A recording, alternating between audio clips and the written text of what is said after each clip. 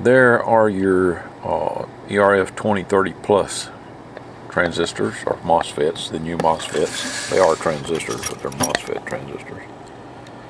That's the driver, the pre-driver, the driver, driver number 2, and the dual final.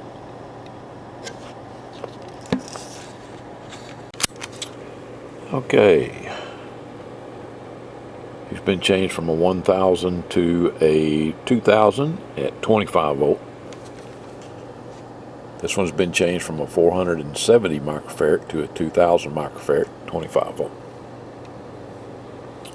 There's your Palomar Max mod.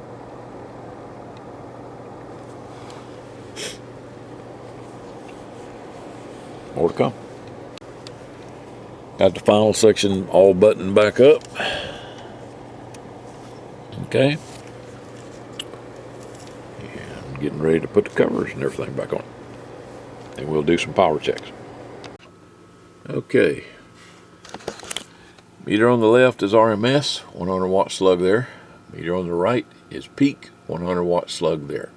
Okay, we'll be reading on the bottom scale on that one. And the bottom scale on this one. Well, no, yeah. I've got the one on the right set on ×2. I'm going to switch it back to ×1. Okay, I'm on channel 1. Dead key in about 10 watts. Audio. And swinging almost to 20. And that's on ×1. I'm going to switch to ×2. Now we're still going to be reading on the bottom scale, but everything is double. In other words, that's instead of 20, that's going to be 40, 80, 120, 160. That's going to be 200. Okay. Audio. So that's what? That's about almost 120. Peak. Hello, audio, audio, hello, hello, audio. But you know what? I think I can get a little more out of this guy. Tell you what, I'm going to go in and change the first driver to a Z06. So I'll be back. Okay, I wasn't happy with the output power, so I changed the first driver to a Z05, which the Z05 is my part number, but I left the 2030 pluses as the second driver in both the finals. Okay, now let's do some power checks. Okay, again, meter on the left is RMS, has a 100 watt slug. Meter on the right is PEP, also a 100 watt slug. So we're reading on the bottom scale on both sides. Now we're dead key in about 20 watts. Audio, hello, audio, audio, hello. All right, let's go to 2X.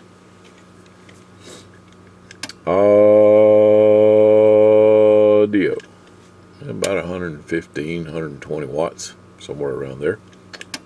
Hello, audio, audio, hello, hello, audio. So you will be heard.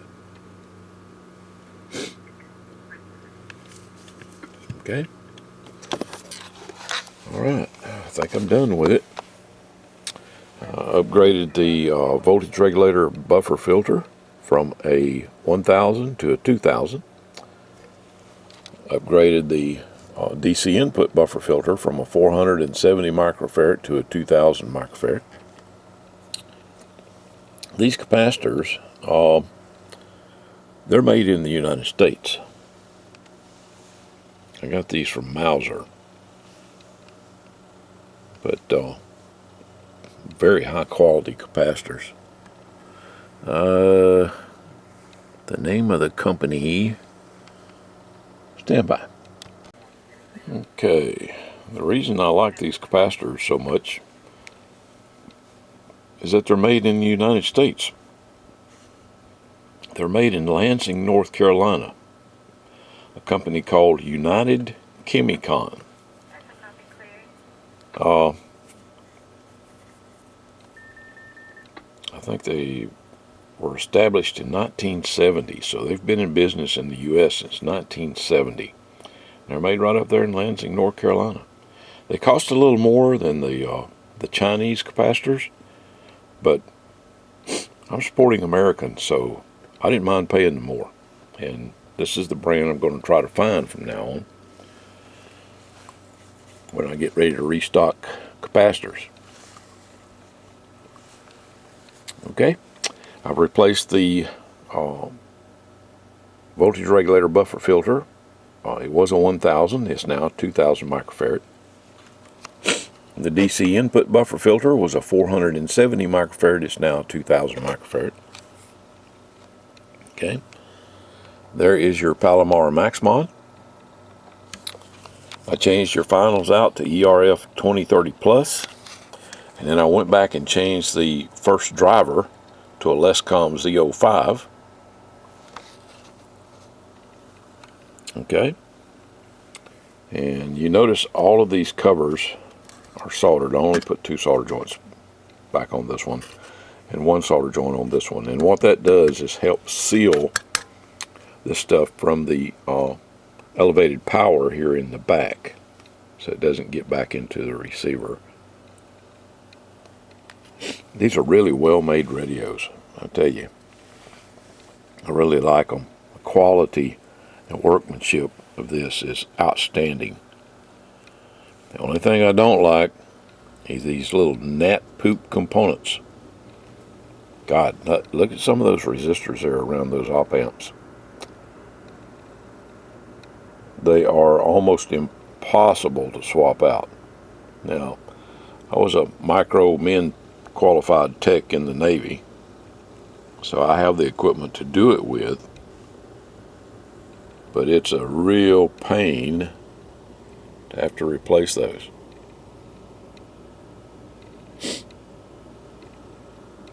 Okay, well, there it is. You saw what it was doing on power. So I think you're going to be very well pleased with this radio. Just remember, if you want to drive an amp with it, turn the RF power way down. Way down, especially like a Texas Star. You only want to put maybe 4 watts into that Texas Star dead key at the maximum. You're better off putting like 2 watts into it and then just let your swing drive the amplifier. Or you could just order a Lescom amplifier and it'll couple right up to this guy. Just tell me what you're using to drive it with. Alright. More to come. Okay. I'm going to show you some signal strength, or the receiver rather. I'm in AM. Got 100 microvolts on the B&K, 30% modulation. That should be an S9. Huh. Oh, I see what the deal is. One of them mornings. There you go. Nice looking little radio.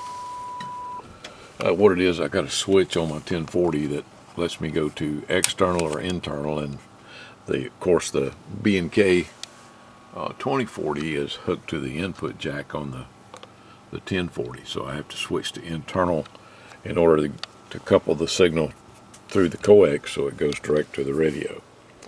And I had it in the external position, so you saw what happened when I moved it to internal. Okay. Alright folks, there it is. One custom Striker SR447 HPC2. I'll put it up for sale in the store.